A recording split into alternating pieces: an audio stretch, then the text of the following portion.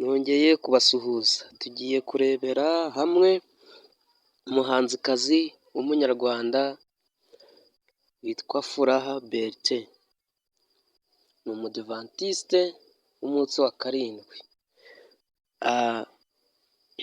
Ubwo yaganiraga n'ikinyamakuru inyarwanda.com hari byinshi yaje kugitangariza, tugiye kubiva imuzi n'imuzingo. Uyu Furaha ni umuhanzikazi, asanzwe afite indirimbo zitandukanye ariko hari n'indirimbo yashyize ahagaragara, iyo ndirimbo yitwa Ntabwo Tureshya.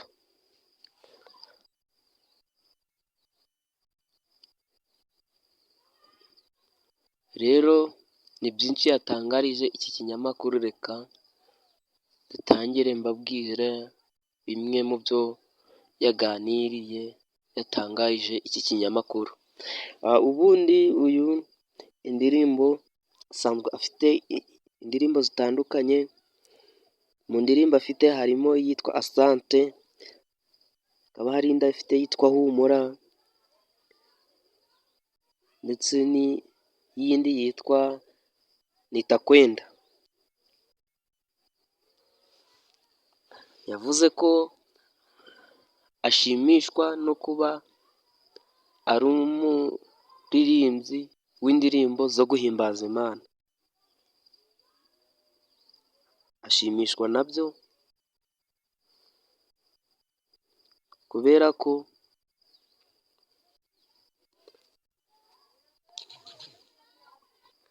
mu buzima bwe amashimwe yumva aba amuri hafi. Rero si umuririmbyi gusa ahubwo ni n'umwanditsi w'ibitabo. Yatangiye yandika indirimbo ze, nta niwe uziyandikira, bigera ku rwego yandika n'ibitabo. Hari n'amarushanwa yagiye ajyamo kandi akayatsinda yo kwandika ibitabo.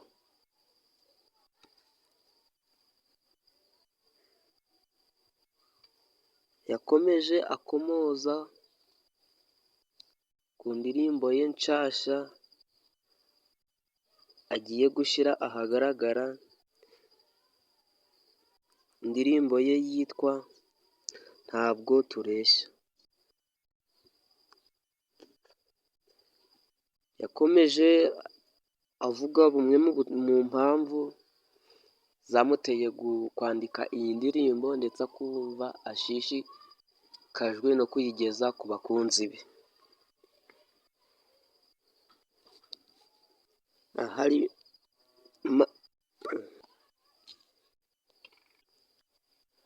Yavuze ko kandi ari hafi gusoza igitabo, kikaba kigaruka ku muryango. Ni igitabo azamurika mu minsi iri imbere, akaba ari no gutegura igitaramo cyo guhimbaza Imana mu kwezi kwa Kanama. Ibi bikorwa byose avuga ko abigeraho kubera Imana imuha imbaraga.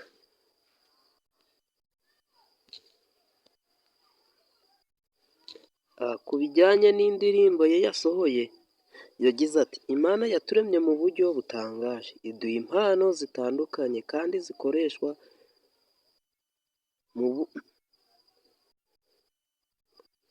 mu buryo bwinshi butandukanye ngo tugere ku byo dukeneye.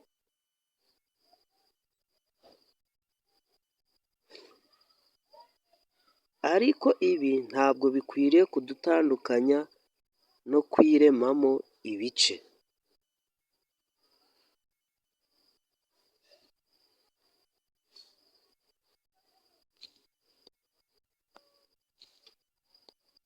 Ibihangano bya Furaha byose wabisanga ku rukuta rwe rwa YouTube yise Furaha Bertin.